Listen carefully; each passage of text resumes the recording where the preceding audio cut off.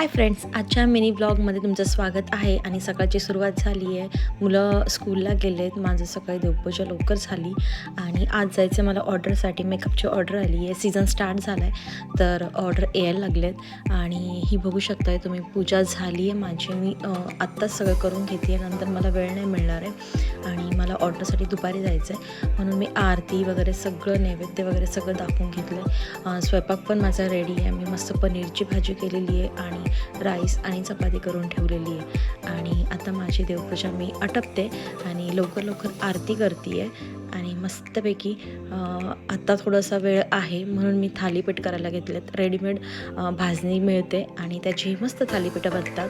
त्यानंतर ऑर्डरला मी पोचली आहे आणि ही बघू शकते माझी आजची हेअरस्टाईल.